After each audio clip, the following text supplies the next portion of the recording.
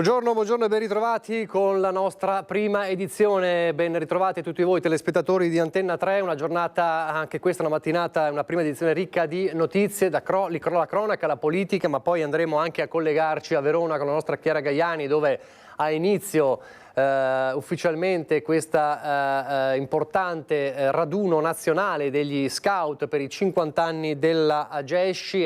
Sono giornate importanti a Verona, stanno arrivando ormai quasi tutti i partecipanti. Diciamo che l'inizio ufficiale questa sera, poi ci saranno 3 giorni di eventi, anche di ospiti importanti che culmineranno poi con la messa di domenica mattina a Verona e la presenza anche del vicepresidente del Consiglio Antonio Tajani. Questo per quanto riguarda Verona, ma ne parleremo fra poco.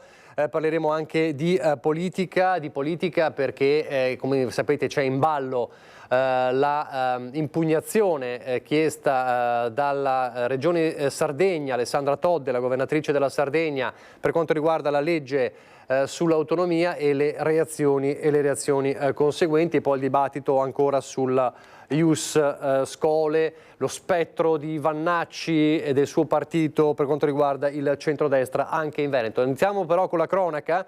E prima di collegarci con Daniela Sizia, che tornerà a parlarci dei furti in città a Treviso, c'è un giallo che resta ancora in piedi. L'abbiamo raccontato ieri con Christian Arboit, quello del 18enne morto sulla Ponte Bana. È stata esclusa ieri ufficialmente l'aggressione, l'autopsia ha accertato questo. Allora si concentra sull'investimento di un pirata o meno. Sarebbe stato investito da 1 o 2 auto il 18enne morto. Esclusa l'aggressione, l'ipotesi dunque quella di omicidio stradale. Nuovi accertamenti in vista sull'auto sequestrata già nella mattinata di domenica, l'auto dell'infermiera che lanciò l'allarme quella mattina. Sentite.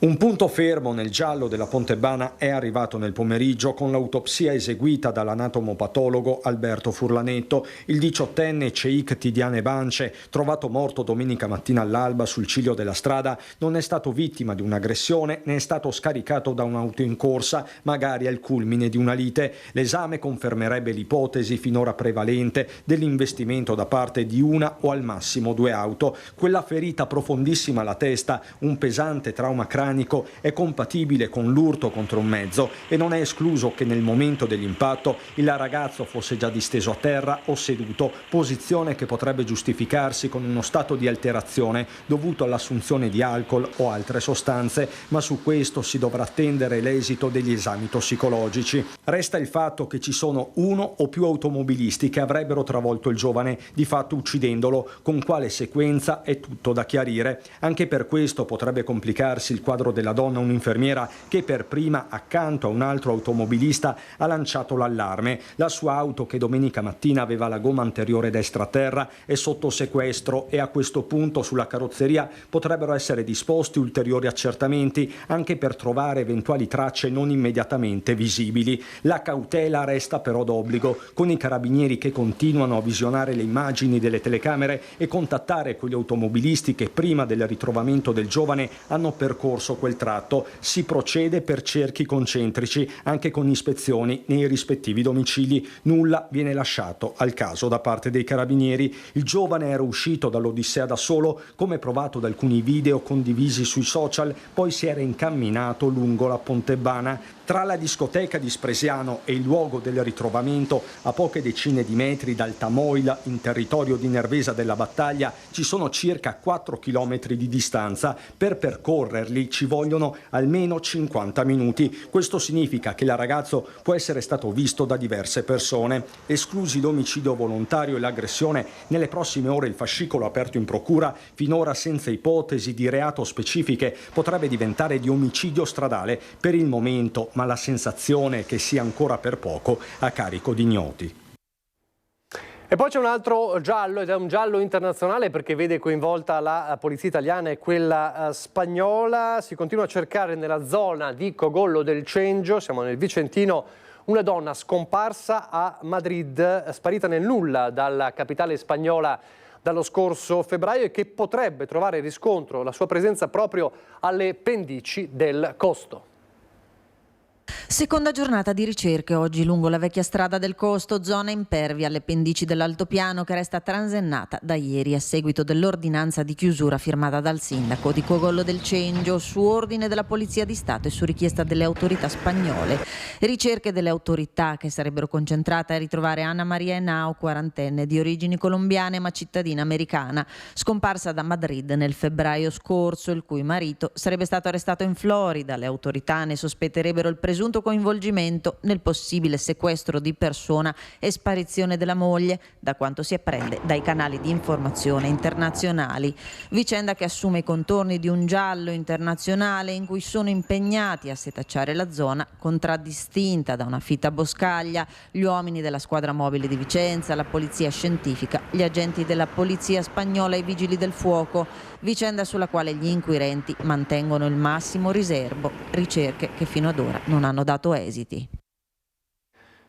E potrebbe essere un giallo, ma probabilmente la sua morte è causata da un malore, il ritrovamento di un cadavere di un clochard morto appunto a Padova in stato di abbandono, ed è il secondo episodio in pochi mesi. È stato trovato ieri in un'area boschiva di Mortise ed è stato identificato dalla polizia. È di un romeno di 47 anni, il corpo senza vita ritrovato ieri in una zona boschiva tra via del Plebiscito e via Mortise a Padova. È stato identificato il clochard deceduto per cause naturali nella sua tenda tra i cespugli. Il corpo era stato ritrovato da un altro senza tetto che ha dato l'allarme, ma quando sono arrivati i soccorsi non c'era già più nulla da fare. Nessun segno di violenza sul corpo, la morte forse per gli stenti o per il caldo o per un malore. In questa torrida estate questa è la seconda morte di una persona che vive ai margini della società, un episodio simile a quello accaduto a fine luglio quando il corpo in avanzato stato di decomposizione di un clochard romeno di 49 anni era stato ritrovato tra le sterpaglie sotto il cavalcavia di via Chiesa Nuova, sempre a Padova, caduto lungo la discesa forse per un malore o per gli effetti dell'alcol. Sembra che il 47enne romeno, trovato morto ieri a Mortise, non stesse bene da qualche giorno, a riferirlo proprio il compagno di tenda che ieri lo ha ritrovato cadavere.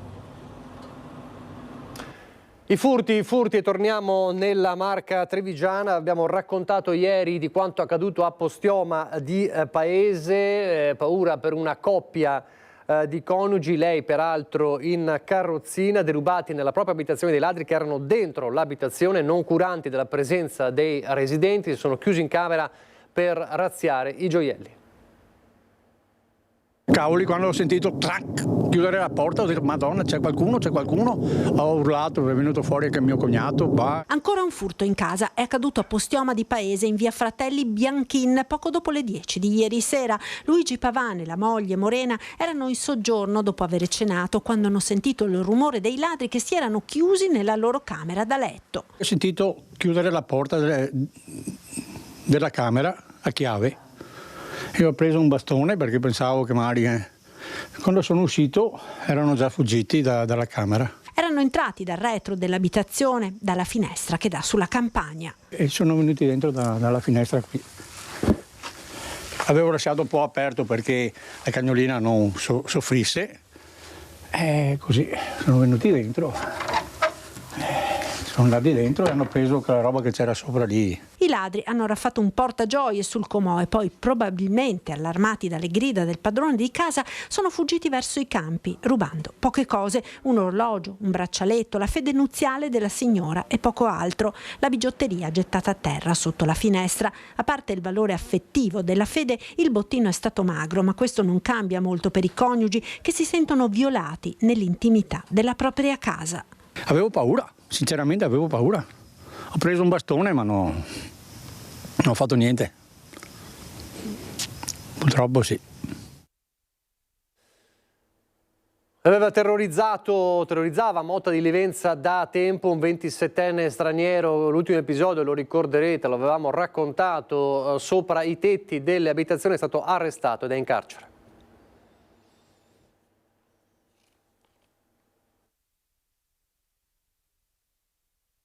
Guardatevi aggiornamenti. Qualche qualche settimana fa si era reso responsabile di una scorribanda fra i tetti delle abitazioni nel cuore di Motta di Livenza. Alterato dall'assunzione di alcolici, il 27enne marocchino senza fissa dimora aveva tenuto con il fiato sospeso residenti e istituzioni, fino a quando i vigili del fuoco lo avevano fatto scendere portandolo a terra con una gru. Ma è da tempo che il giovane semina il panico, aggressivo, minaccioso e a volte armato. Lo aveva raccontato ai nostri microfoni una cittadina. Fa sempre confusione in piazza e minaccia le persone, i suoi connazionali, anche con bottiglie di vetro, armi, insomma, è sempre lui. Hanno iniziato ad agitarsi anche in altri locali noti e dopodiché li hanno presi verso l'una, ma il giorno dopo erano già di nuovo a fare confusione in piazza. Era diventato l'incubo dei residenti, più volte fermato, più volte denunciato, poche ore dopo tornava in piazza e ricominciava vivendo nell'assoluta illegalità. Sulla sua testa pendeva un DASP urbano, non poteva frequentare alcune zone del comune e di locali pubblici. Inoltre era stato raggiunto da un avviso orale da parte del questore di Treviso, ma tutto questo non è bastato. Pizzicato dai carabinieri dove non avrebbe dovuto essere, è stato fermato per un controllo. Ancora una volta alterato dall'alcol, ha aggredito i militari dell'Arma ed ha tentato di fuggire. Questa volta per lui sono scattate le manette per resistenza pubblico ufficiale e violazione sia del DASP urbano che dell'avviso orale. L'arresto è stato convalidato ed il giudice, visti i trascorsi, ha deciso di non concedere la sospensione condizionale. Il 27enne, insomma, rimane in carcere. I cittadini di Motta di Livenza ora possono davvero tirare un respiro di sollievo. La cronaca, fin qui ci torneremo perché ci sono ancora tante cose da raccontare, razzie e episodi di criminalità. Sospendiamo per un attimo la cronaca però per andare a Verona. Lo dicevamo prima, la nostra Chiara Gaiani con Andrea Benetti è a Verona, che in questi giorni diventa capitale nazionale degli scout per i 50 anni di Ageshi. C'è stato anche un messaggio di Mattarella questa mattina, del capo dello Stato Sergio Mattarella, previste tanti eventi a partire da stasera. Domenica la messa con il cardinale Zuppi e la presenza anche del vicepresidente del Consiglio Antonio Tajani. Insomma, stanno arrivando gli scout. Buongiorno Chiara. Buongiorno Nicola, buongiorno ai telespettatori. Si stanno arrivando l'85% dei 18.000 capi e guide che sono attesi qui in questi giorni hanno scelto il treno, una scelta all'insegna della sostenibilità, del rispetto dell'ambiente. Qui c'è proprio un info point che aiuta gli scout che stanno arrivando da tutta Italia con gli scout del Masci, quindi ringraziamo Paola che è scout del Masci di San Donà di Piave e Luciano che invece è un scout Masci, quindi sono i più grandicelli insomma che arrivano da Genova. E questa mattina sono passate, Paola ci diceva, 2000 persone. Sì, anche di più perché sono stati abbastanza, insomma adesso il numero esatto, ma sono arrivati tantissimi, arriveranno anche nel primo pomeriggio, quindi siamo in attesa, noi siamo qui per accoglierli, per dare indicazioni, appunto per dare le prime informazioni e poi loro si avviano ai loro sottocampi. Ecco, noi sappiamo che un treno arriverà proprio a mezzogiorno e mezzo, vero? Che arriva? Giorno 35 che arriva da Milano e siamo in attesa appunto per accogliere e dare le giuste indicazioni. Ecco, per metterli sulla giusta strada, perché gli scout camminano, giusto Luciano? Sì, gli scout sono sempre in cammino, questa è una route, quindi loro sanno che dovranno camminare, non è un campo fisso, diciamo. Quindi noi cerchiamo di accoglierli con dei sorrisi, in modo che si sentano accolti, instradati, perché comunque questi eventi danno un po' l'idea che si possa non sapere cosa fare, quindi li instradiamo al campo. Nel campo hanno già ricevuto tutte le loro regole, dovranno registrarsi, gli sarà dato il posto per la tenda, gli sarà detto come sistemarsi per tutte le norme ovviamente di sicurezza che devono essere rispettate in questi eventi. Insomma, parliamo comunque alla fine di 18.000 capi con circa 600 persone di servizio al campo.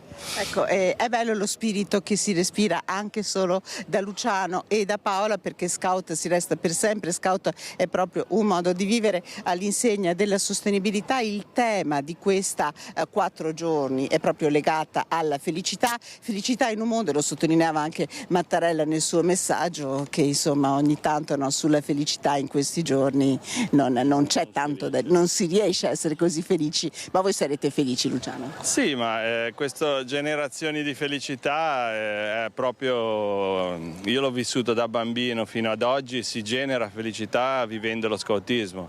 Lo scautismo è conosciuto per i bambini o i grandi in pantaloncini corti che dormono in tenda, fanno altre miliardi di cose che li rendono partecipi di questo mondo e danno e ricevono felicità.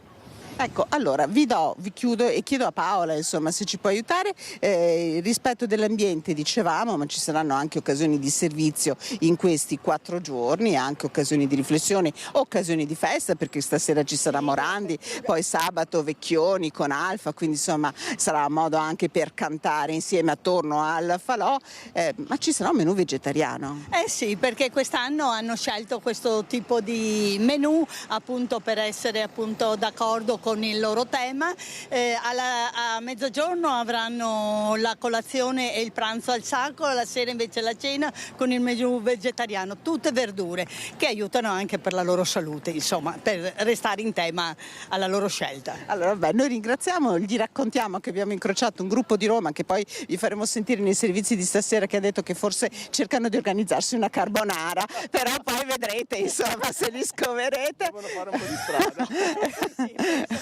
Ringrazio Andrea Benetti per la collaborazione tecnica. Nicola, a te la linea da Verona. E grazie a Chiara Gaiani. Allora sentiamo, l'avevi intervistato il capo scout, diciamo, nazionale, il capo nazionale di Agesci, cosa ha detto al tuo microfono?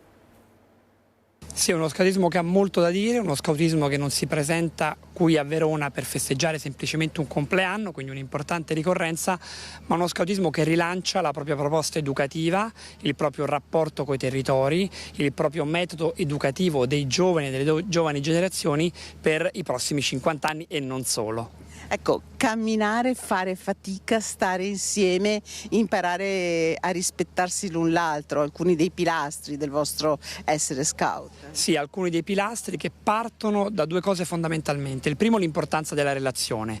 Il Covid ci ha insegnato a nostre spese quanto la relazione fosse mancante in quel periodo, quindi la crescita della relazione. Dall'altro l'idea del vivere, del riappropriarsi del creato, del territorio che abitiamo e della natura. Sono 2 pilastri che educativamente conducono a lasciare il mondo migliore di come lo abbiamo trovato. Ecco, tanti bambini iniziano insomma il vostro cammino, adesso è un cammino molto affascinante.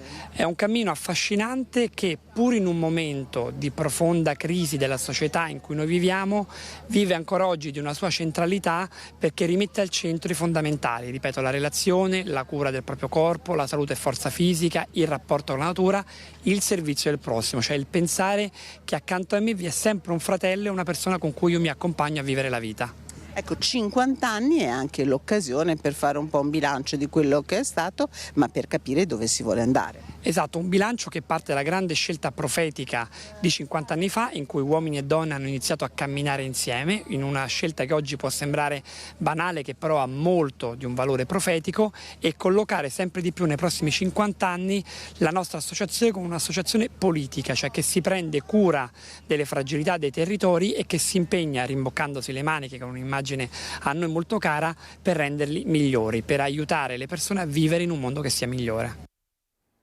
Lasciamo gli scout a Verona, torniamo alla cronaca, lo dicevamo, torniamo a Mestre, via Fogazzaro, l'aggressione, lo ricorderete, al giovane residente di 30 anni che si era ribellato alla presenza di tossicodipendenti in quella zona. Ebbene, alcuni condomini di via Cappuccina segnalano la presenza di sbandati e pusher davanti a casa, insomma come in via Fogazzaro, e dicono siamo esasperati.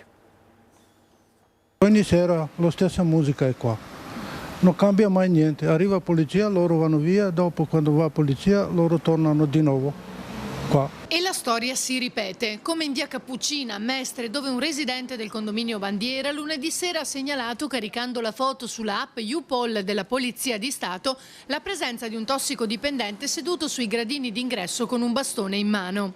È stato arrestato più volte, dicono dal condominio, ma continua a girare da queste parti e in via Piave perché qualcuno ogni tanto lo ospita.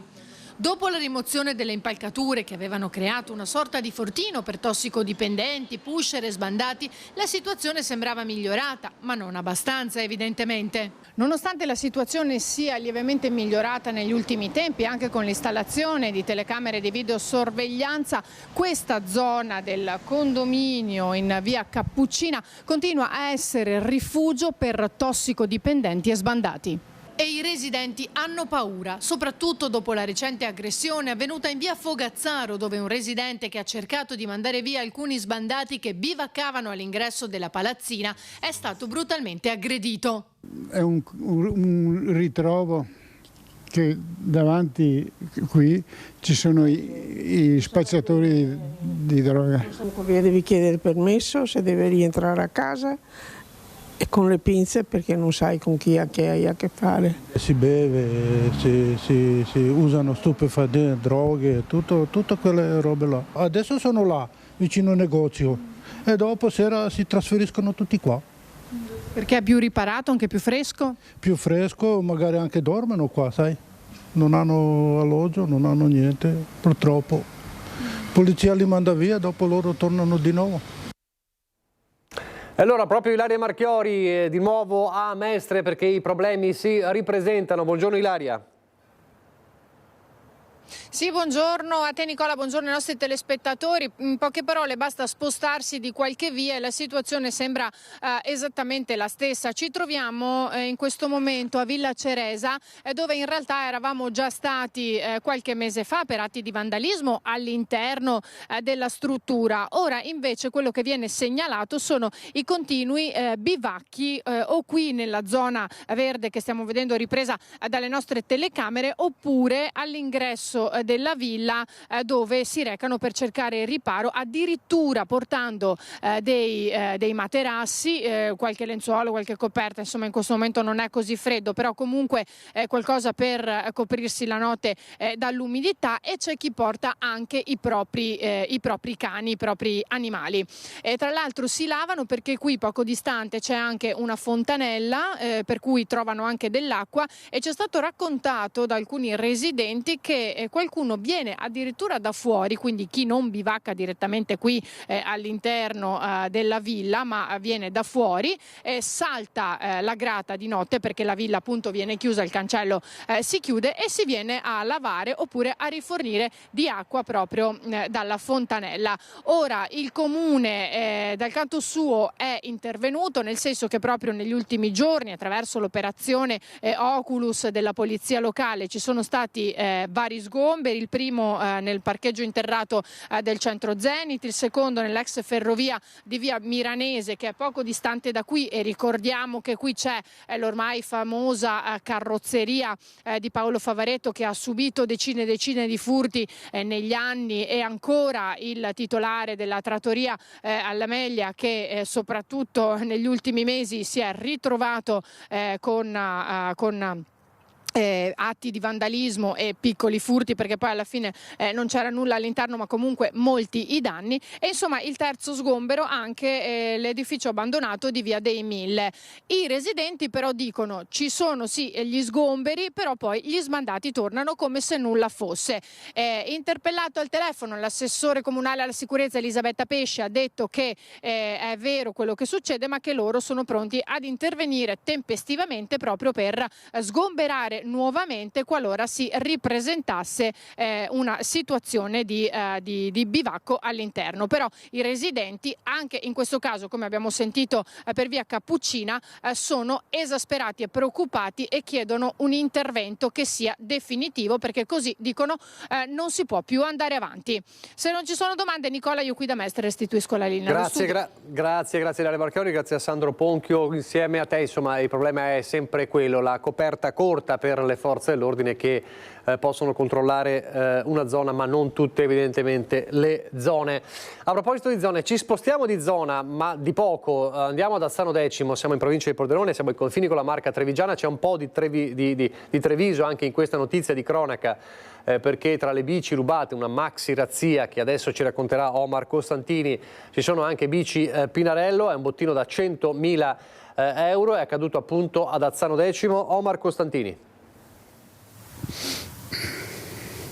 Eccoci, buongiorno da Azzano Decimo, dove è venuto il furto intorno alle 3:20 all'interno di questa azienda, la ProTime 22. Il tutto è durato esattamente 3 minuti, 180 secondi, un vero e proprio blitz. I ladri hanno prima prelevato un furgone da un artigiano edile, non tanto distante da dove ci troviamo noi, sono entrati, hanno sfondato quella piccola recinzione, poi retromarcia hanno abbattuto la vetrata. Da lì sono scesi, hanno caricato almeno una quindicina di biciclette con marca, come detto, Pinarello, oltre ad altre marche, una ventina in totale.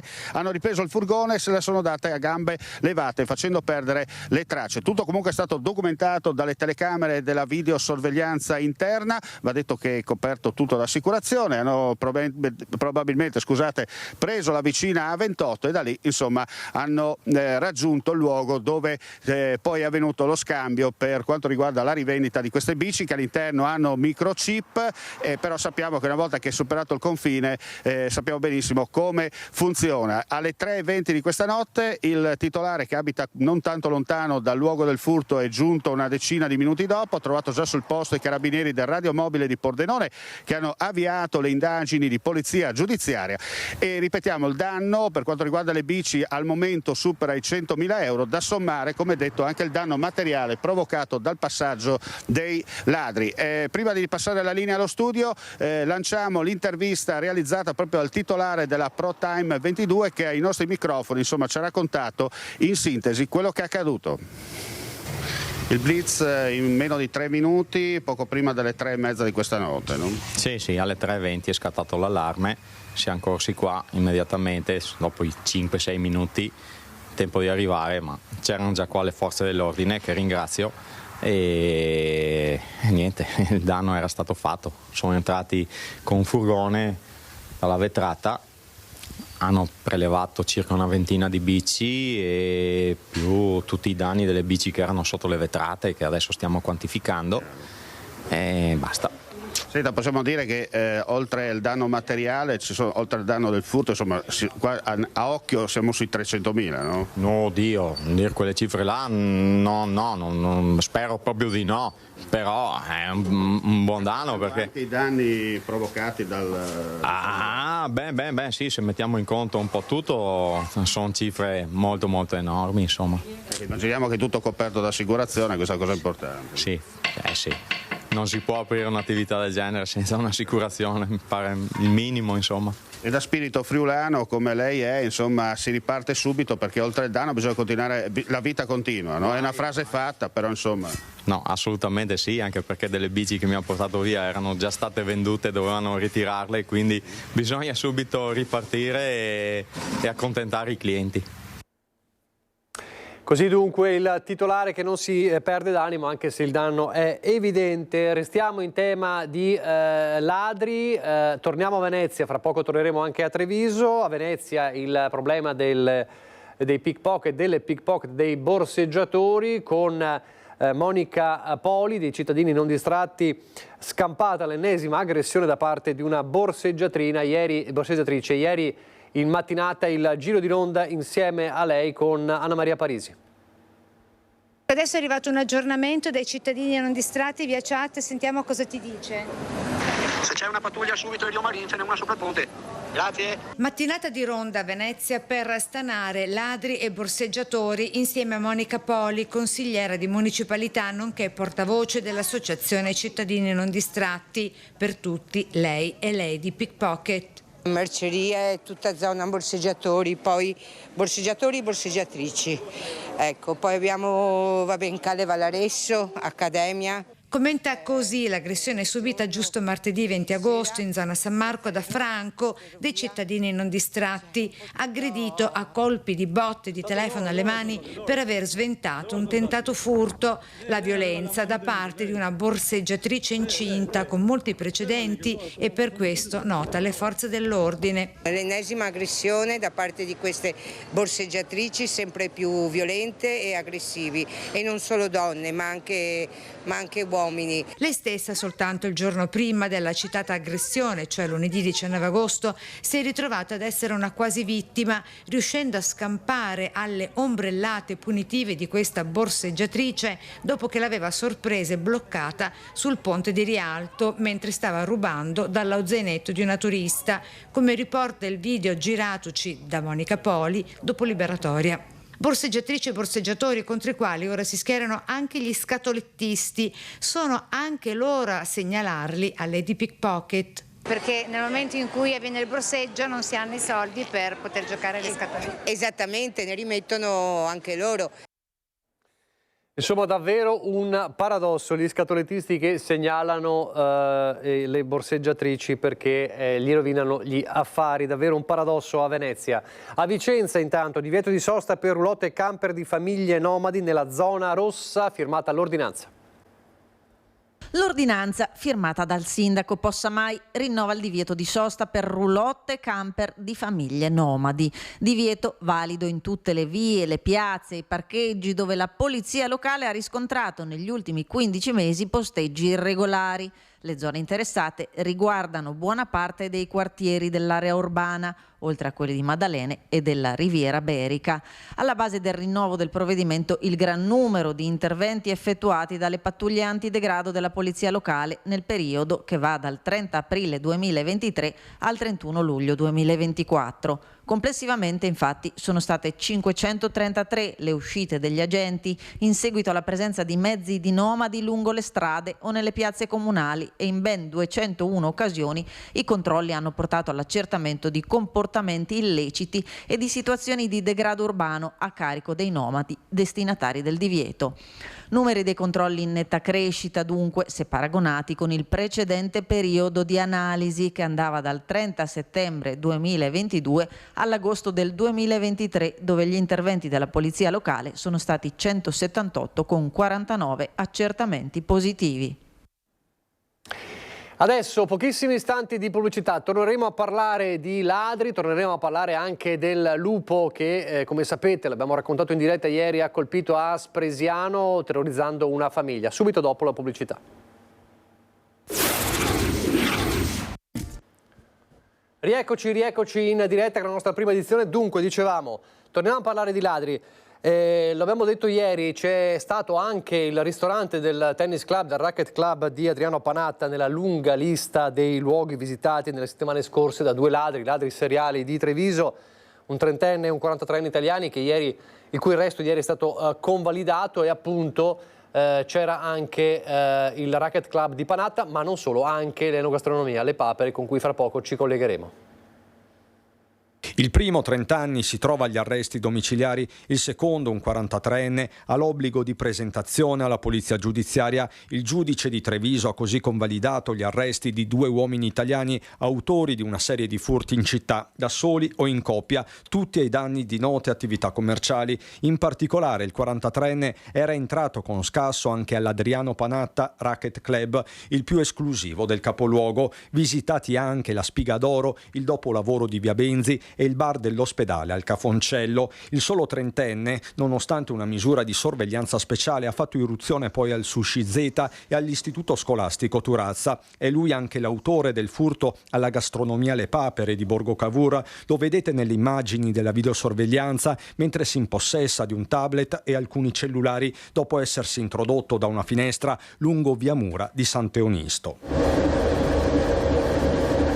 Nel complesso i raid avrebbero fruttato agli indagati diverse migliaia di euro, ma più consistenti sono stati i danni a infissi e serramenti. Sempre in materia di furti e lotta al degrado si terrà lunedì prossimo un sopralluogo del sindaco Mario Conte nel quadrante di Piazza Pio X, finito recentemente nel mirino. L'obiettivo dichiarato del primo cittadino è quello di raccogliere le segnalazioni e condividerle poi con prefettura e questura. Ufficializzata inoltre la data della manifestazione per la sicurezza in Piazza Aldo Moro il 20 ottobre. Abbiamo voluto creare questa giornata dove sindaci, istituzioni, cittadini, ma anche partite IVE, quindi anche l'associazione Oreca Ristoratori Veneti, ci si può trovare tutti insieme in piazza per un attimino fare due chiacchiere e fare il punto della situazione su questa emergenza reati predatori truffe e danneggiamenti vari che vengono perpetrati tutti i giorni. L'associazione Furto in Corso quindi non sarà da sola, ma anche con ristoratori, baristi, istituzioni. Il messaggio vuole essere forte e chiaro. Facciamo vedere che ci teniamo alla sicurezza, dove chiederemo comunque più sicurezza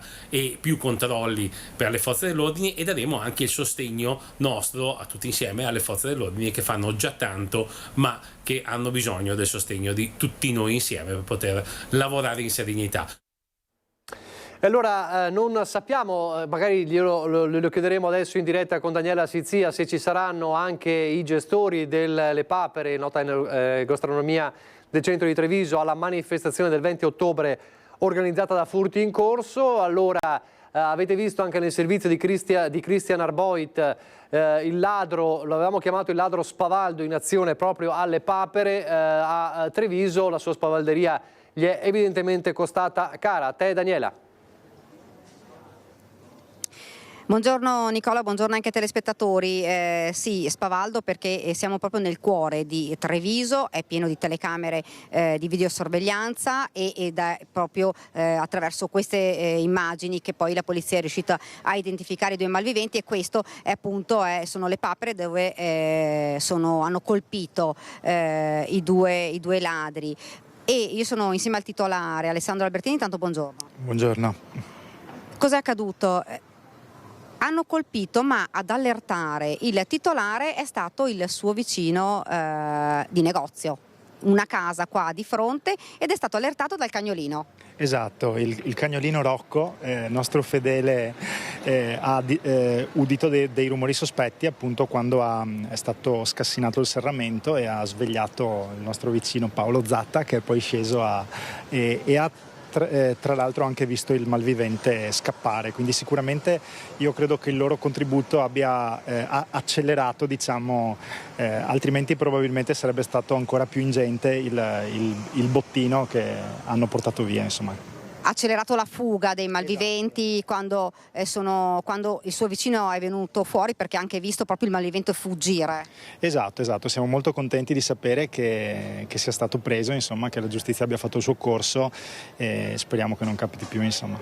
Ecco, due malviventi, lo avete anche sentito dal servizio, che hanno davvero imperversato un po' in tutta la città, perché sono andati un po' dappertutto, in tutti i presidi mira, quasi tutti, insomma, gli esercizi pubblici, dal bar, l'avete sentito, all'ospedale, anche al Racquet Club di Adriano Panatta, e sono venuti qua. Questa è la prima volta in questo negozio, ma non è la prima volta nel vostro gruppo. Esatto, all'interno dei nostri punti vendita è il secondo episodio che si è verificato a distanza di 7 giorni. Tra l'altro nel primo ci sono stati portati via degli incassi, il fondo cassa, insomma un po' di cose. Appena accaduto abbiamo subito preso delle contromisure, infatti adesso non c'è più nulla di tutto ciò all'interno dei punti vendita, che viene portato via continuamente, diciamo. Infatti in questo caso il danno maggiore è stato il serramento, che è stato rotto, e poi hanno portato via dei telefoni, dei tablet, ma tutte cose, diciamo, di valore marginale, ecco. Fa rabbia, insomma, però sapere, perché le persone lavorano e poi si trovano con danni non solo da sistemare, ma anche, insomma, comunque cose che vengono portate via, che costano. Sì, diciamo che l'effetto di questi episodi è anche poi la percezione di sicurezza che si ha nei propri spazi viene un po' violata, però siamo contenti che ci sia stato una sorta di lieto fine in tutto questo. Ecco, il fatto che insomma, abbiamo parlato di ladri un po' spavaldi, perché insomma siamo nel cuore di Treviso, siamo in centro, difficilmente qua c'è poca gente, c'è sempre di solito abbastanza gente, e soprattutto, insomma, ci sono le telecamere, lo vediamo anche proprio, Francesca, se lo fai vedere, c'è anche scritto abbastanza in grande che ci sono le telecamere.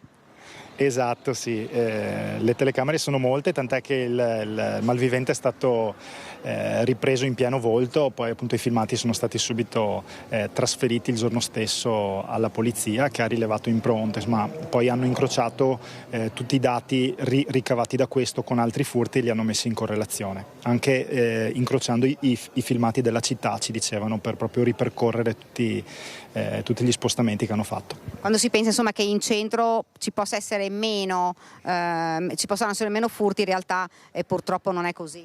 Esatto, però insomma siamo fiduciosi che sono due bande che sono state, che sono le responsabili, entrambe arrestate. Speriamo che adesso ci sia, sì, che non ci siano più episodi di questo tipo, insomma. Ecco, quando chiedevo ad Alessandro se potenziavano i controlli, giustamente ci ha detto: noi abbiamo già fatto di tutto, l'incasso non è più all'interno dei nostri locali, le telecamere ci sono, adesso abbiamo anche il cagnolino del vicino, quindi diciamo che insomma i controlli ci sono. Esatto, c'è una concomitanza di cose, in particolare il nostro vicinato, che ci vogliono bene, quindi ci aiutiamo a vicenda, ecco. Quindi insomma anche la collaborazione dei cittadini, che è stata davvero fondamentale per mettere poi in fuga il ladro, ha contribuito insomma ad evitare anche che potessero portare via più cose, ecco, questa è la notizia. Nicola, qua se non hai domande da Treviso, ho ben due domande. Sì, 2 domande. La prima, lei dice, il titolare giustamente, Albertini dice giustamente, speriamo che non capiti più. C'è il timore che possa rivedere in azione questi ladri? Sappiamo, tante volte abbiamo visto ladri arrestati e poi di nuovo in circolazione in breve tempo. Questa è la prima domanda. La seconda domanda: se parteciperanno alla manifestazione organizzata da Furti in Corso il 20 ottobre in piazza Treviso per chiedere maggiore sicurezza in città. Allora, partiamo dall'ultima domanda, che è quella: 20 ottobre c'è una manifestazione dei furti in corso, per insomma anche per riportare al centro dell'attenzione il problema dei furti. Voi parteciperete? Scopro solo in questo momento e sicuramente prenderemo parte, certo, assolutamente. Tutti insieme, insomma, l'unione fa la forza. Esatto, è importante segnalare subito quando succedono questi episodi e informare subito le forze dell'ordine, dando i filmati e tutto quello che si ha a disposizione. Ecco, la seconda domanda era questa: siccome purtroppo questi malviventi continuano a colpire, avete il timore che possano ritornare nuovamente qui? Se dovesse capitare, ripeto, al massimo ci faranno un po' un danno al serramento, ma non troveranno niente. È successo una volta, penso che insomma, sono fiducioso che non capiti più. Ecco Nicola, queste insomma le risposte. Se non hai altre domande io ti restituisco la linea. Grazie a Daniela. Allora restiamo nella cronaca, stiamo per collegarci con Lucio Zanato, ma andiamo a Spresiano, l'abbiamo raccontato ieri, sentiamo di nuovo le parole della signora che racconta l'incontro ravvicinato con il lupo insieme alla sua famiglia mentre stavano cenando all'aperto. Noi eravamo qui seduti con la mia famiglia che dovevamo mangiare, ci avevano appena portato le pizze, avevamo il cancello aperto ovviamente, il cane era qui vicino a me, seduto, tranquillo, e all'improvviso l'abbiamo sentito urlare perché è arrivato il lupo, l'ha preso per il collo e se l'è portato via. Pochi istanti e la cena in famiglia sotto il portico di casa si trasforma in un incubo. Il lupo, entrato senza che nessuno se ne accorgesse, azzanna il cagnolino Alvin e lo porta via. Tra i latrati disperati, il figlio maggiore cerca di inseguire il lupo, ma poi la famiglia, spaventatissima, si chiude in casa pensando che ormai non ci sia più nulla da fare per il cane, che invece poco dopo ricompare ferito alla porta e viene accolto in casa. Intanto il lupo si riaffaccia sul giardino. Abbiamo chiuso tutto, abbiamo portato via anche il mangiare pensando che ci potesse riprendere, e invece è rimasto fuori, ha fatto il giro, ha guardato, poi è andato via. Però andando via si è portato via un gatto perché non mi è più tornato a casa e l'abbiamo comunque sentito piangere. L'ennesima apparizione del lupo, non si sa se sia sempre lo stesso o un nuovo esemplare più aggressivo di quello zoppo segnalato da settimane, è ancora sulle grave del Piave, a Spresiano, sulla strada dei Murazzi, una via in mezzo alla campagna particolarmente amata da chi va a passeggiare o fare jogging nella natura. Dopo l'aggressione i proprietari hanno chiamato i carabinieri ed il centro di recupero provinciale per segnalare l'accaduto. Il cagnolino, medicato dal veterinario, ora sta meglio, resta però la paura. Ma dopo, a sangue freddo, pensandoci, se qui ci fosse stato un bambino piccolo, il lupo non lo vedeva, lo portava via, aspettiamo cosa?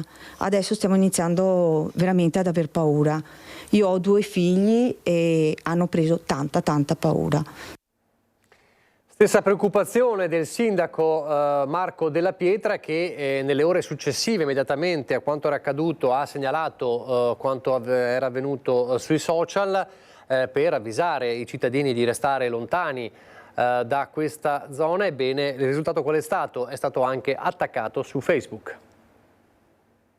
Ho fatto un post per indicare la cosa ieri sera su Facebook e sta venendo fuori di tutto, perché c'è chi mi accusa di essere un allarmista, cosa che insomma, mi conoscete un po'. Però è chiaro che nel momento in cui un animale selvatico si avvicina così tanto alle famiglie, un minimo di attenzione deve essere fatta. Il post del sindaco di Spresiano che avvisa i cittadini dell'ennesima apparizione del lupo, invitandoli ad evitare di andare a correre o camminare in zona Piave e ricordando le norme da seguire, riparare gli animali domestici e non lasciare cibo o rifiuti umidi all'aperto, ha scatenato un vespaio di polemiche, quasi che la questione lupo debba dividere ancora una volta i cittadini tra favorevoli e contrari ad azioni di contrasto nei confronti dell'esemplare o degli esemplari che si aggirano nei comuni rivieraschi del Piave. Io capisco che mi si dica che il lupo non attacca l'uomo così, però sapete, se magari c'è un bambino che fa un gesto inconsulto in totale ingenuità, anche il lupo magari reagisce. Insomma, la preoccupazione c'è e, come ribadisce il sindaco, anche la necessità di fare qualcosa. Dopo l'ennesimo episodio, gli uffici del comune di Spresiano hanno contattato la regione, a sua volta in relazione con ISPRA e Ministero dell'Ambiente, ma continua Della Pietra, forse ora è necessario sveltire un po' la burocrazia prima che accada qualcosa di più grave. Non vorrei che anche questa volta si pensasse che sia compito del comune. Mi spiace parlare in questi termini qua, però sapete, poi dopo spesso va a finire così. Qui ci sono degli enti preposti che devono agire perché sono 3 mesi che ci sono avvistamenti. Nessuno dice che debba venire fatto male all'animale, assolutamente. Dobbiamo cercare di preservare l'animale, però dobbiamo anche preservare gli uomini. La politica adesso, lasciamo per un attimo la cronaca, pronti a difendere l'autonomia se necessario davanti alla consulta, sono le parole in queste ore del governatore Zaia dopo la decisione della Presidente della Regione Sicilia Alessandra Todde, che ha impugnato la legge Calderoli davanti alla Corte Costituzionale. Il capogruppo del Carroccio a Palazzo Ferrofini Villanova è ancora più duro, dice una decisione comica e grottesca. Referendum e ricorso alla Corte Costituzionale. C'è un doppio fronte di attacco all'autonomia e la Lega, con il centrodestra non proprio così unito, prepara le contromosse. Se di fronte alla richiesta di consultazione popolare, quorum di 500.000 firme già raggiunto, sarà quello di spiegare ai cittadini la bontà della riforma e predicare eventualmente l'astensione nel caso in cui il referendum passi, il Veneto si prepara a proteggere l'autonomia di fronte ai giudici del Palazzo della Consulta. Se necessario ci costituiremo in difesa della legge, tuona Luca Zaia in queste ore.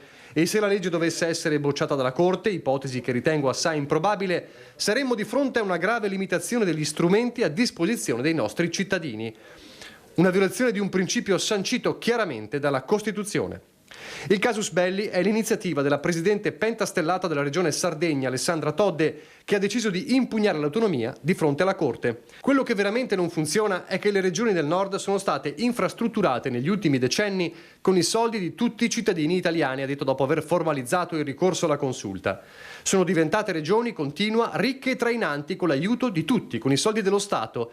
Pensare adesso semplicemente di basarsi sulla spesa storica e quindi di consentire a queste regioni che hanno avuto di più di spendere di più anche sulla base di quello che possono trattenere è una cosa ingiusta. La replica da Palazzo Balbi non si è fatta attendere. L'Italia osserva con perplessità la decisione della Presidente di una regione a statuto speciale che difende giustamente i propri privilegi, ma al contempo cerca di ostacolare i diritti sull'autonomia differenziata richiesti dal Veneto e da molte altre regioni a statuto ordinario, ribatte Zaia. Si vuole negare al Veneto il diritto di ottenere l'autonomia nonostante una legge approvata dal Parlamento e promulgata dopo un'attenta analisi da parte del Presidente della Repubblica? In tal caso il Veneto farà valere i propri diritti trovando lo strumento giuridico adeguato per partecipare a questo dibattito davanti alla Corte Costituzionale. Noi, conclude Zaia, non ci siamo mai permessi di interferire sulle questioni interne delle regioni a statuto speciale. Sono certo che il popolo sardo non condivide la posizione dell'esponente dei 5 Stelle, che appare come una forzatura politica contro una riforma di buon senso. Ancora più tranchant il capogruppo della Lega Liga Veneta a Palazzo Ferrofini, Alberto Villanova. Una presidente di regione a statuto speciale che impugna la legge sull'autonomia è al limite tra il comico e il grottesco, attacca. Prima di impedire alle altre regioni di raggiungere l'autonomia, dovrebbe rinunciare alla propria, se no ha veramente il sapore di una grossa presa in giro. Allora sentiamo una primissima reazione a questa decisione della Sardegna e poi anche le reazioni. Sentiamo a Bassano del Grappa le voci raccolte da Alex Giuliano. Autonomia differenziata sì, autonomia differenziata no. Prosegue l'attività di raccolta di firme del comitato contro l'autonomia differenziata in Veneto. Noi siamo venuti in centro a Bassano per chiedere direttamente ai cittadini cosa ne pensano e da che parte si schierano. Perché bisognerebbe votare sì a un'Italia unita, libera e giusta, quindi un referendum contro l'autonomia così come è stata proposta in Veneto? Ecco, la sua domanda è molto ben posta, nel senso che non è una contrarietà all'autonomia differenziata che, come tutti sappiamo, è figlia di una riforma costituzionale, tra l'altro voluta proprio da un partito di sinistra a suo tempo. È sulla modalità con cui è stata fatta, è stata proposta, perché di fatto bypassa i due temi critici fondamentali che sono poi stati quelli che hanno consentito a questa riforma costituzionale di dormire un po', no? Per molti anni. Quali sono i due temi? La determinazione dei livelli essenziali di prestazione e il finanziamento del passaggio di consegne, diciamo. E questa legge in realtà, se uno la legge con un po' di attenzione, vede che regolamenta in maniera abbastanza puntuale le modalità con cui le regioni possono chiedere il trasferimento di competenze, ma su questi due punti che sono essenziali, cioè capire e deve essere lo Stato nazionale chiaramente che ti dice quali sono i livelli essenziali di prestazione e con quali soldi poi questa cosa verrebbe fatta, questi due temi vengono rinviati. Adesso spiegare questo punto di vista ai veneti, in questo caso ai bassanesi, è facile? Si è avuta una risposta notevole, evidentemente le persone riescono a distinguere. Certo, è chiaro che se noi parliamo di autonomia in senso molto generico, è come la battuta vuoi bene alla mamma, no? E quelli ti rispondono tutti di sì. Poi ci sarebbe da fare una battuta che a volte questa autonomia è un po' macchia di leopardo, se è vero che la Regione Veneta sta cercando di accollare al Ministero dei Trasporti il grosso problema del finanziamento della pedemontana, ma questa è tutta un'altra storia, insomma. Come giudica lei queste nuove raccolte di firme contro il referendum per l'autonomia? Beh, io lo considero una buffonata, per un semplice motivo. Dietro tutto quello che è scritto fuori il cartello, però non c'è scritto chiaramente, è che si vorrebbe dare un nuovo giudizio sull'autonomia veneta facendo votare le altre regioni. E questo non solo è ridicolo, è una cosa un po' vigliacca, no? Non ci hanno mica chiesto in Sicilia, quando ho voluto l'autonomia, se la volevamo anche noi o cose di questo genere. E poi io ho detto chiaramente anche a loro che la questione è semplice. Togliamo l'autonomia al Veneto perché è stata scritta male e poi è stata modificata ancora peggio, quindi non voglio usare parole volgari, ma posso pensare com'è, ma alla fine questa autonomia serve ai veneti, non agli altri. E allora io ho detto, niente autonomia Veneto, mi sta anche bene. Niente in Sicilia, niente Val d'Aosta, niente Trentino, niente Friuli. Tutti quanti senza. Intanto la Lega deve fare fronte anche al malumore per la nascita ormai quasi prossima del partito legato al generale Vannacci, malumori che si esprimono bene nelle parole di un veterano della Lega come il consigliere regionale trevigiano Marzio Favero 2 sere fa a Focus. Vuol farsi il partito, se lo faccia, anzi ci fa una cortesia, ci saluta e credo che Salvini possa trovare di meglio. Francamente non mi importa nulla di quello che può fare Vannacci. Per me è stato un espediente utilizzato da Salvini per recuperare e rastremare su qualche voto che poteva servire alla Lega per tener botta in un momento di crisi, ma non ci vedo nulla di organico fra le posizioni del generale Vannacci e quelle che la Lega interpreta da oltre 30 anni. Il fascio di idee che dovrebbe stare alla base dei movimenti politici si è dissociato e quindi ci sono spazi anche per gli avventurieri tipo Vannacci. L'ala della Lega, che il generale Roberto Vannacci non lo vuole sentire nemmeno nominare, è ben rappresentata da Marzio Favero, uno di quelli che lo definisce un avventuriero della politica e che sul palco di Pontida il 6 ottobre non lo vede certo bene come ospite. Ma tant'è, Salvini è stato chiaro. Sul prato di Pontida ci sarà Roberto Vannacci, ci saranno i governatori della Lega, ci saranno i ministri della Lega e ci sarà Roberto Vannacci con la Lega, non con altri o con altri partiti. Peccato che il movimento Il Mondo al Contrario sia ormai pronto a diventare un partito, come confermato dai coordinatori territoriali, e che forte di un bacino potenziale di 72.000 voti, tanti quanti ne ha raccolto Vannacci alle europee soltanto in Veneto, stia allargando il suo sguardo. Si parla di strizzate d'occhio di Stefano Valdegamberi, consigliere regionale del centrodestra, o di ex parlamentari leghisti come Vito Comencini. E molti sono già pronti a registrare l'imbarazzo dei leghisti veneti e del governatore Zaia quando dovranno trovarsi fianco a fianco con il generale davanti al popolo del Carroccio proprio a Pontida, visti i trascorsi non idilliaci di questi mesi. Per un veterano come Favero il problema è chiaro: l'ideologia alla base di Vannacci e del suo movimento è incompatibile con il partito fondato da Bossi. Il concetto di sovranità è un ferro vecchio, quindi Vannacci, nel momento in cui richiama un'idea della nazione univocista, perché la sua polemica con la Enogu si lega a questa visione francamente stantia e ridicola che per essere italiani bisogna avere un certo colore della pelle. Il generale Vannacci, che pensa che ci sia una patria da difendere quando la patria che dovremmo difendere si chiama Europa e forse mondo intero. E dovremmo difenderla contro tutti quei maledetti maniaci dei nazionalismi che ci hanno riportato a vivere una nuova guerra sul suolo europeo. Il sovranismo stesso è per noi forse un espediente, o lo è stato, per avere degli interlocutori a livello europeo, ma non può essere una soluzione organica per un movimento che è post-sovranista. Perché qualunque partito federalista non può che ritenere superato il concetto di sovranità nazionale. E Favero lancia una stoccata anche a sinistra e centrosinistra come artefici involontari della creazione del personaggio Vannacci. Se qualcheduno a sinistra non avesse gridato al lupo quando Vannacci ha mandato fuori il suo libro, francamente di scarso interesse, probabilmente oggi non staremmo parlando del fenomeno Vannacci.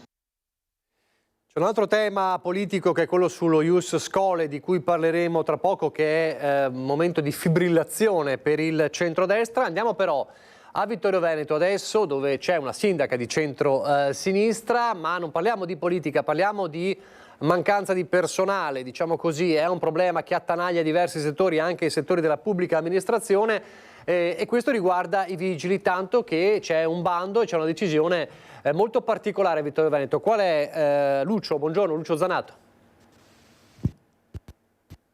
Nicola, buongiorno di Antenna 3. Sì, devo dirti, per ferie ho deciso che magari posso cercare. Allora, sarebbe... No, allora, la cosa più importante è che si veda il collegamento. Allora, facciamo così, ce lo ripristiniamo fra poco. Ve lo svelo qual è il segreto. Insomma, c'è un bando per cercare vigili, agenti di polizia locale a tutte le età, senza limiti di età, quindi non soltanto con il limite di età dei 37 anni come era prima, quindi da 18 a oltre i 37 anni, anche a 60 anni, perché manca personale. È una cosa molto curiosa che cercheremo di raccontarvi almeno in diretta, poi sicuramente questa sera nel nostro telegiornale, se il collegamento funziona. Ma a proposito di mancanza di personale, lo dicevamo, è una piaga che riguarda tanti settori, anche quello del trasporto pubblico, e stiamo parlando in questo caso di trasporto scolastico a pochi giorni, a poche settimane ormai dall'inizio della scuola. Purtroppo temo che questo paese, ma forse l'Europa, ci farà morire di regole. Perché quando io ho cominciato a fare questo lavoro qua negli anni 80, per fare il servizio di scuolabus servivano due cose, uno scuolabus e un autista. Oggi lo scuolabus e l'autista sono le ultime cose che servono. Prima servono una serie di carte, burocrazie, iscrizioni di qua, il REN, e poi non saprei neanche più cosa si possono inventare, la Fideus. Difficile davvero elencare tutti gli adempimenti burocratici che servono per avviare un servizio di autotrasporto scolastico. In particolare Adriano Battistuzzi con la sua ditta è nel settore da decenni e fatica sempre di più a trovare autisti. Noi non ne troviamo, non fatico. Noi abbiamo autisti che fanno turismo, che arrivano da Siviglia.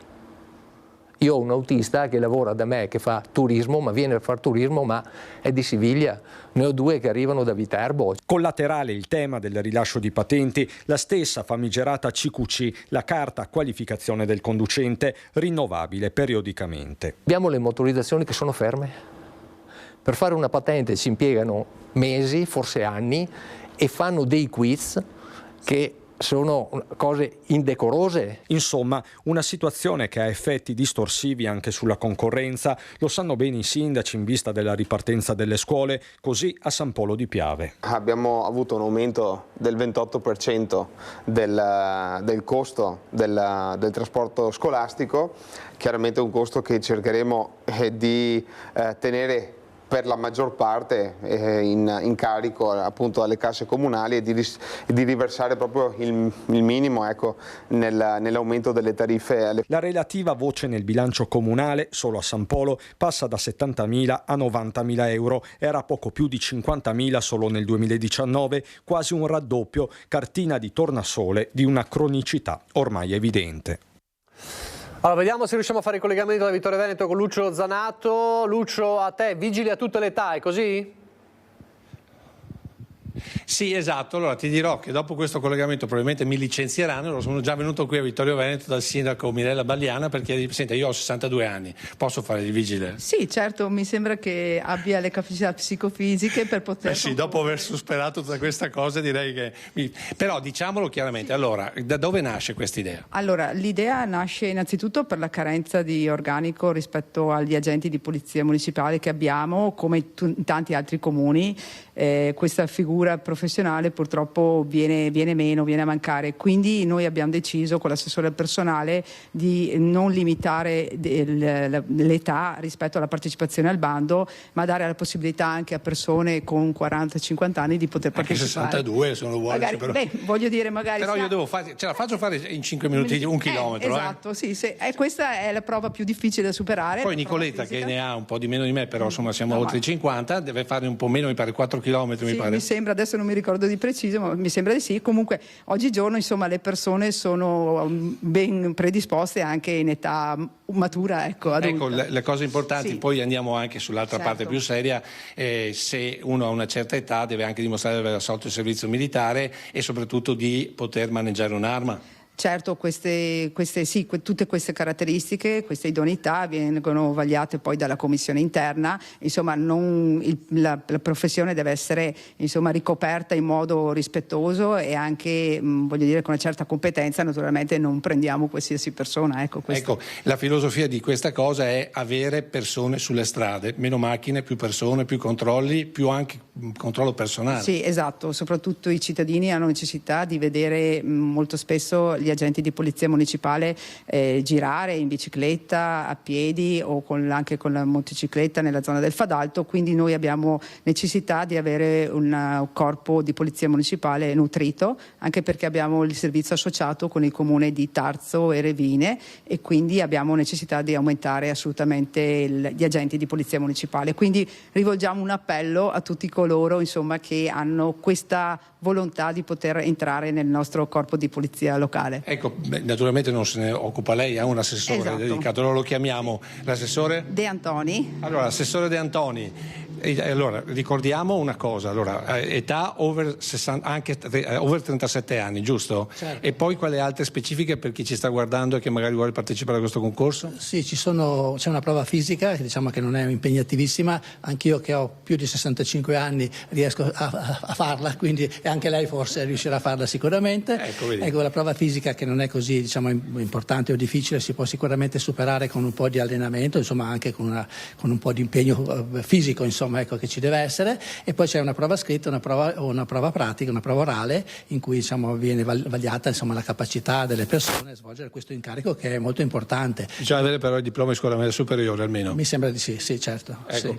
Sì. Senta, però, giusto per capire, tra le altre cose voi puntate anche, diciamo così, alla possibilità di avere persone, magari italiani anche di seconda generazione, l'idea di poter avere delle persone che possano dialogare anche con le altre presenze, giusto? Certamente, insomma, la conoscenza della lingua italiana è fondamentale per poter sarebbe bello anche che potessero conoscere anche un'altra lingua, l'inglese per esempio, perché anche a Vittorio abbiamo turisti che soprattutto d'estate vengono, no? E quindi sarebbe importante. Comunque è richiesta la conoscenza della lingua italiana, chiaramente la residenza in Italia, la cittadinanza, e quindi questo è fondamentale, insomma, per poter svolgere bene l'incarico, certamente. Ecco, Sindaco, per ultimo, proprio l'idea di poter creare, diciamo che una volta gli Stati Uniti a New York avevano creato Petrosino, no? Per poter parlare con gli italiani. Voi che avete delle altre minoranze etniche, l'idea di poter avere magari degli agenti che riescono a parlare, non so, in marocchino, certo, in albanese, non sarebbe male. No, secondo me questa è un'ottima intuizione, nel senso che abbiamo altri comuni che lo stanno facendo, quindi esatto, ci sono anche nuove problematiche che nascono rispetto alle baby gang, insomma, che magari hanno all'interno dei giovani che provengono da altre culture, quindi è assolutamente interessante la questione di avere all'interno del corpo di polizia municipale anche persone che hanno una cultura un po' multiculturale, ecco, sì. Per ultimo, l'assessore cosa devo fare per dare domande in marca da bollo, come si diceva una volta? Penso di sì, adesso credo assolutamente di sì. Basta anche una mail adesso, una PEC? La PEC probabilmente sì. Ecco, quindi avete capito, io adesso mando la PEC e poi vediamo come va a finire. A te, Nicola. Lucio, però non vogliamo perderti così, va bene, allora grazie a Lucio Zanato, grazie ai tuoi ospiti. Allora, c'è un aggiornamento di cronaca di cui parleremo fra poco dopo la pubblicità, e cioè il giallo della Pontebana.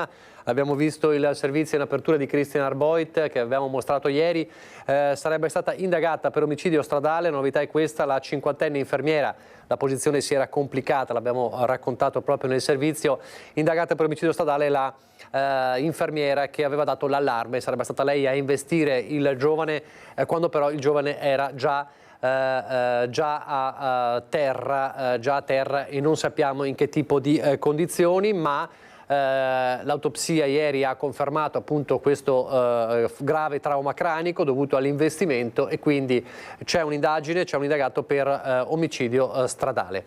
Vedremo dettagli ulteriori fra poco con Daniela Sizia. Noi andiamo velocemente in pubblicità e poi ancora i nostri servizi.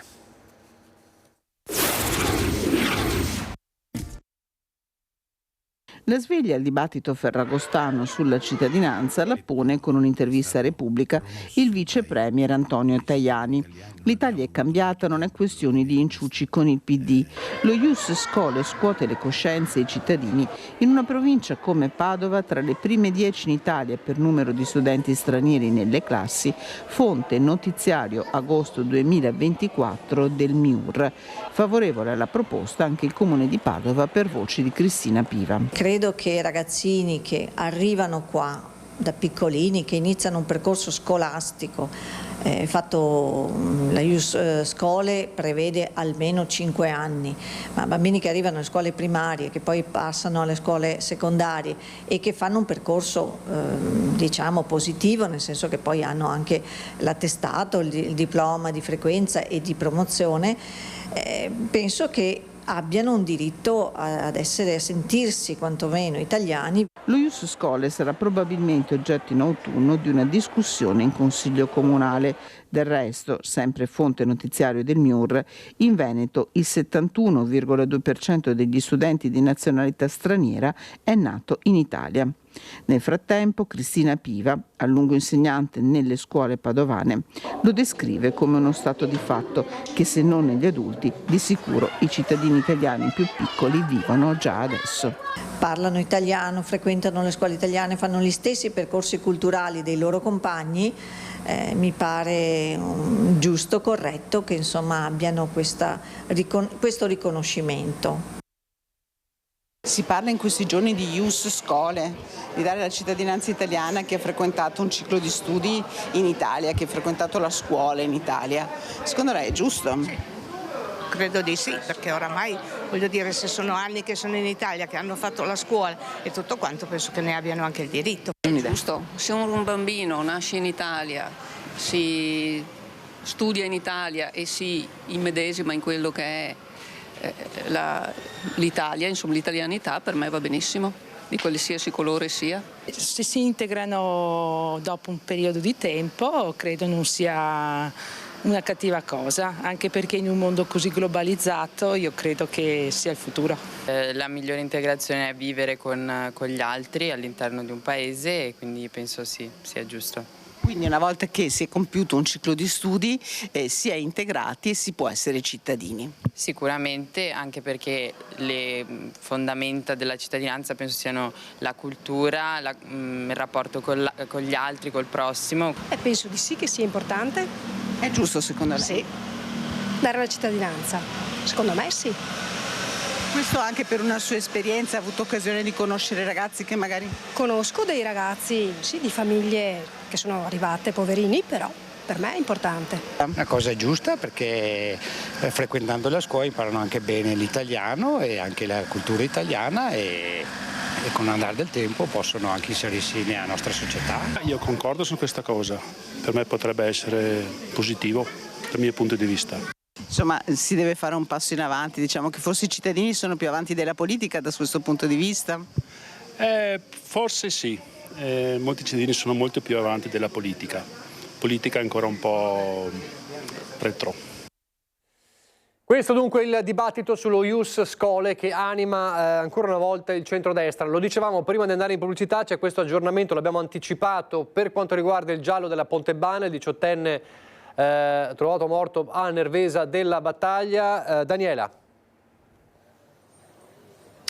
Sì, buongiorno ancora Nicola, buongiorno ancora anche ai telespettatori. Una svolta che è arrivata questa mattina, anche se ieri qualcosa si era percepito dopo il risultato dell'esame autoptico sul corpo del 18enne del Burkina Faso, trovato morto, lo ricordiamo, a 18 anni lungo la Pontebana, Nervesa della Battaglia, tra sabato e domenica. È stata iscritta ufficialmente nel registro degli indagati l'infermiera, la donna che per prima aveva dato l'allarme chiedendo aiuto ai soccorsi e chiamando anche le forze dell'ordine, dicendo che appunto era stato trovato il corpo di questa persona a terra in una pozza di sangue. Lei è stata iscritta nel registro degli indagati. Probabilmente è stata proprio lei, magari inconsapevolmente, ad aver travolto il ragazzo che quasi sicuramente era seduto sul ciglio della strada, non era in piedi, quindi anche difficile da vedere nell'oscurità, nella notte, e soprattutto lui era vestito di scuro, quindi magari difficile da vedere. Lui era a terra, sarà da capire perché era seduto sul ciglio della strada, sulla Pontebana, strada che lo sappiamo è davvero pericolosissima e a quell'ora.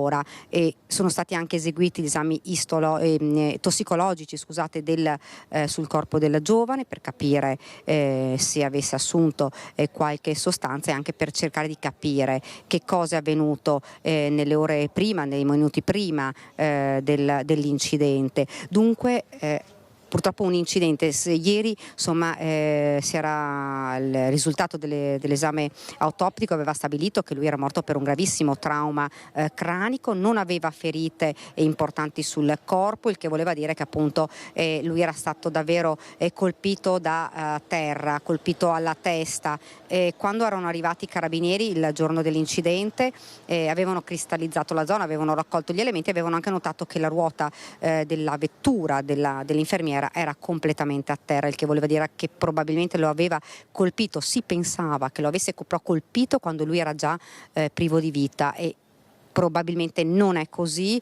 A travolgerlo, diciamolo, involontariamente è stata proprio la donna, che è stata iscritta, lo ripetiamo, nel registro degli indagati per omicidio stradale, e proprio in questi momenti si stanno effettuando nuovi accertamenti sulla macchina dell'infermiera, che è stata posta sotto sequestro da parte dei carabinieri, e c'è sempre, ovviamente, ieri parlando anche col procuratore, la cosa che più fa pensare è il numero altissimo di incidenti stradali, di pirati della strada, non in questo caso ovviamente, ma di incidenti stradali anche con esiti letali, mortali, come quello di questo povero ragazzo. Queste sono le novità di oggi.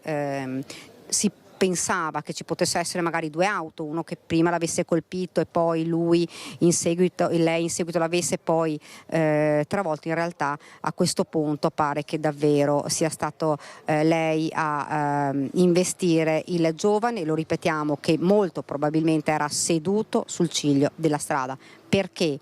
Come mai a quell'ora sulla Pontebana, in una strada pericolosa? Ovviamente questo dovranno stabilirlo i carabinieri. Nicola, è davvero tutto, io ti restituisco la linea. Grazie davvero Daniela Sizia, è stata chiarissima, insomma, ecco, è stata quindi probabilmente questa infermiera a travolgerlo. Non si tratta dunque, l'abbiamo detto ormai anche ieri, di un pirata, perché la donna ha allertato subito i soccorsi, ma evidentemente non era già morto quando lo ha colpito. Gli ulteriori dettagli questa sera nel corso dei nostri telegiornali. Torniamo invece tra Belluno e Ponte delle Alpi, dove c'è il cordoglio per la morte di Simone Noale, il 39enne che era scomparso, lo ricorderete, da Ponte delle Alpi, che è stato trovato morto ieri mattina precipitato da un canalone. Già ieri, già alle 9:05, chi lo conosceva bene al lavoro aveva avuto un brutto presentimento. Per Simone Noale anche solo 5 minuti di ritardo senza avvisare non erano una cosa normale. Noale, 39 anni, era il direttore dell'Eurobrico di Belluno. I colleghi hanno accolto sconvolti la notizia della sua morte e alcuni di loro non sono nemmeno riusciti a mettersi a lavorare. Ci aspettavamo fino all'ultimo, già da quando ieri mattina non era arrivato, che fosse niente di che fosse rimasto addormentato e così. Purtroppo quando abbiamo saputo che invece non si trovava, la famiglia non sapeva dove era, siamo rimasti un po' stravolti. Questa mattina è arrivata la stroncata finale che nessuno si aspettava, stavano pensando tutti il meglio e invece è finita nel peggiore dei modi. Simone era un direttore che ha creduto sempre in me, che ha creduto sempre in tutta la squadra, in tutto lo staff, in tutta la famiglia Eurobrico, e non possiamo solo che essere tristi per questo momento e essere vicino alla famiglia che ha perso comunque un figlio. Il corpo di Simone Noale è stato rinvenuto alle 7:40 di questa mattina in fondo a un canale nella zona di Cima Venegia, nei pressi di Passo Valles. L'autovettura dell'uomo era stata trovata in quella zona ieri sera alle 23:15 e lì quindi si erano concentrate le ricerche, anche con l'ausilio di droni, effettuate dai carabinieri delle stazioni di Falcade e Agordo, insieme a squadre del soccorso alpino della Valbioi e di Falcade, della Guardia di Finanza di Passorolle e Primiero, dei Vigili del Fuoco di Trento. Dopo una giornata di ricerche, le stesse erano state interrotte in tarda nottata dopo un ultimo sorvolo alle 2:30 di un elicottero di Trento Emergenza per riprendere dopo qualche ora alle prime luci dell'alba. È stato allora che il corpo è stato individuato grazie alla ricognizione di Falco 2, il secondo elicottero del 118 in forza all'ULSS 1 Dolomiti. Cordoglio anche da parte dell'amministrazione comunale di Ponte nelle Alpi, dove Noale viveva. Il sindaco Eliana Levorato, che oggi per motivi professionali era fuori città, ci ha voluto esprimere il più sincero cordoglio per la sua scomparsa. Un altro tragico incidente di montagna è costato la vita a questo nostro concittadino, ci ha detto. Ci stringiamo al dolore dei familiari. Giornata molto triste, anzi direi di più, doppiamente triste, sia per la giovane età di Simone Noale, sia per le modalità, questa escursione, questo incidente in montagna. Montagna che a volte tradisce. Montagna che a volte tradisce, quest'anno purtroppo abbiamo avuto più episodi, ritengo comunque che Simone fosse amante della montagna perché nel nostro territorio abitava alle pendici del Nevigal, quindi doppiamente triste. Ed era un profondo conoscitore e amante della montagna, un alpinista esperto, uno storico alpinista, Luigi Baldovin, la cui scomparsa ha destato grande commozione e malinconia. All'Ozzo di Cadore aveva 80 anni, ha scelto di concludere la sua vita in una clinica in Svizzera, paese dove è consentita ed è legale la pratica dell'eutanasia. Le sue precarie condizioni di salute, che non gli avrebbero consentito di sopravvivere con dignità, avrebbero fatto decidere dunque in piena autonomia di porre fine anzitempo alle sue sofferenze. Paesani e amici hanno appreso la notizia della morte di Baldovin, che viveva da solo e non era sposato, dalle epigrafi comparse ieri a Lozzo. Ora riposa in pace, si legge nel messaggio scritto dalla sorella e dai familiari che hanno annunciato la dipartita del loro congiunto a cremazione già avvenuta. Oggi la montagna ricorda la tragedia di Falco. 15 anni fa a Rio Gere, Cortina d'Ampezzo, la perdita di 4 vite umane, una tragedia che ancora oggi fa parlare di sicurezza per gli operatori del soccorso in volo. 15 anni sono passati da quel pomeriggio del 22 agosto, era un sabato e come accade sulle Dolomiti in estate, l'elicottero del SUEM 118 di Pieve di Cadore stava svolgendo la sua generosa e appassionata attività di soccorso. L'ultima missione, un volo di ricognizione sopra Rio Gere alle pendici del Monte Cristallo. C'era stato un forte temporale che aveva causato uno smottamento e si temeva per l'incolumità degli escursionisti che solitamente affollano quella zona. Dalla piazzola del Codivilla di Cortina, Falco decollò alle 14:32 per dirigersi nella zona di Rio Gere. Gli ultimi contatti via radio vennero intrattenuti per poco meno di una mezz'ora. Poi fu un escursionista che si trovava poco distante a chiamare il 118 per riferire di avere sentito il rumore di un elicottero, poi un tonfo forte. Si saprà in seguito che la 109, l'elicottero in servizio per conto del SUEM 118 di Pieve di Cadore, precipitò dopo aver impattato i cavi di una linea di media tensione. Nel terribile incidente persero la vita il tecnico di elisoccorso Stefano Da Forno, il pilota Dario De Felip, il medico anestesista Fabrizio Spaziani e il tecnico aeronautico del soccorso alpino Marco Zago. I loro nomi sono rimasti scolpiti per sempre sulla roccia delle nostre montagne, scrive il presidente della Regione Veneto, che dopo 15 anni sottolinea ancora una volta la necessità di varare una chiara norma nazionale sugli ostacoli al volo anche in territorio montano. E ora, aggiunge Luca Zaia, anche i droni sono incognite al lavoro dei professionisti del soccorso che aggiungono pericoli a pericoli, mentre la sicurezza nasce dalla consapevolezza del singolo. È un atto di civiltà che deve essere alla base di tutta la società. Una Santa Messa alle 16 al Capitello di Rio Gere, poi a Cortina alle 20:30 nella Sala Comunale della Cultura la proiezione del film sulla tragedia della Marmolada. Così il 22 agosto l'ULSS Dolomiti con il Soccorso Alpino Veneto e la parrocchia di Cortina commemoreranno Stefano, Dario, Fabrizio e Marco, angeli in terra e in cielo, e si stringeranno alle loro famiglie, cui giungerà l'abbraccio di tutta la comunità che da decenni attende un segnale deciso dallo Stato perché tragedie come quella di 15 anni fa non accadano mai più. C'è un dato allarmante in Veneto, parliamo degli anziani da soli, gli over 75, l'allarme lanciato dallo SPCGL. Si chiama solitudine e per tanti anziani rappresenta uno dei problemi più rilevanti della quotidianità. Quasi il 50% degli anziani over 75 vive in Veneto da solo. I dati sono stati raccolti dalla SPCGL che lancia l'allarme. Parliamo di 300.000 persone che, soprattutto in queste settimane, rischiano di perdere i propri punti di riferimento, sia nelle città che si svuotano, sia nelle zone più isolate dove la solitudine è ancor più marcata durante tutto l'anno.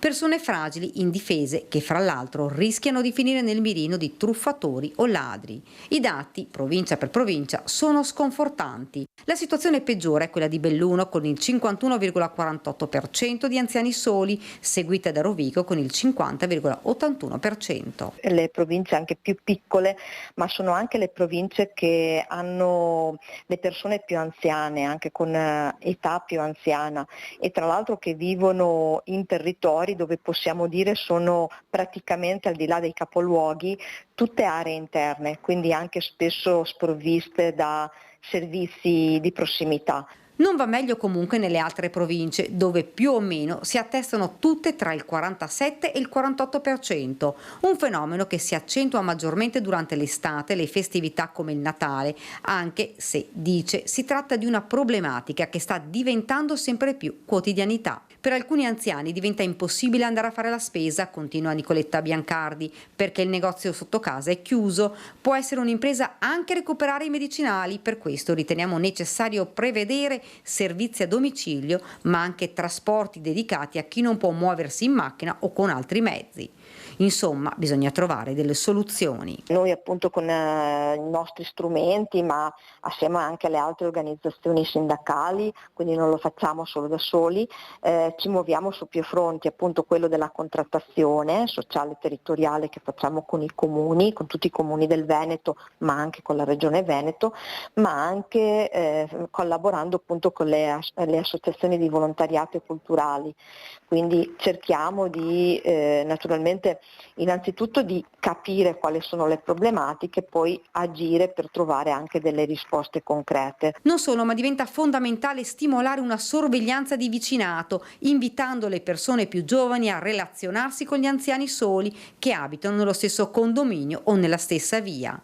Di solitudine, termina, si può morire.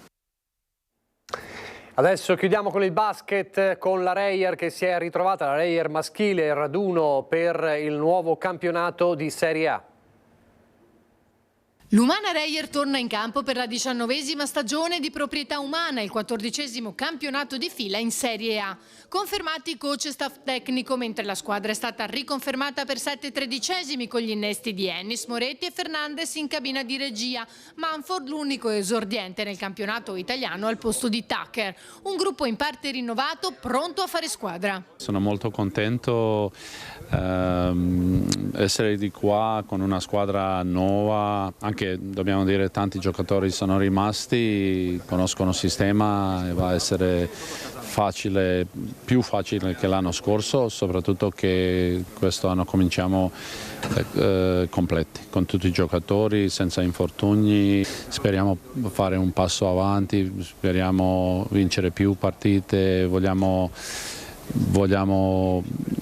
semplicemente fare di più, però come si dice in inglese get better, migliorare, questa è una idea da sempre. Molto felice, molto entusiasta di iniziare questo nuovo percorso con i nuovi ragazzi o con quelli che sono rimasti dall'anno scorso, e molto ottimista perché comunque anche quelli nuovi molti li conoscevo, so che sono bravissimi ragazzi e ottimi giocatori. Sabato sarà svelata la campagna abbonamenti, mentre domenica la squadra salirà a Falcade fino a sabato 31 quando affronterà in amichevole Cividale. Primi appuntamenti ufficiali sabato 21 settembre a Casalecchio di Reno nella semifinale della Supercoppa italiana contro Milano. Mercoledì 25 l'esordio in Eurocup contro l'Aris Salonicco e 4 giorni dopo partirà il campionato col match casalingo contro Treviso. Una stagione che parte senza volersi fare intaccare dall'inchiesta che si è abbattuta in città. Questo momento felice, un momento di iniziare la stagione, un momento bello del raduno, quindi queste cose si riparano in altre sedi. Noi pensiamo alla pallacanestro, al giocato, alle emozioni che vogliamo regalare ai nostri tifosi. Siamo in chiusura, allora vi lascio al documentario Filosofi in cucina e poi a seguire alle 14:30 il film City of Ghosts. Grazie per averci seguito, arrivederci.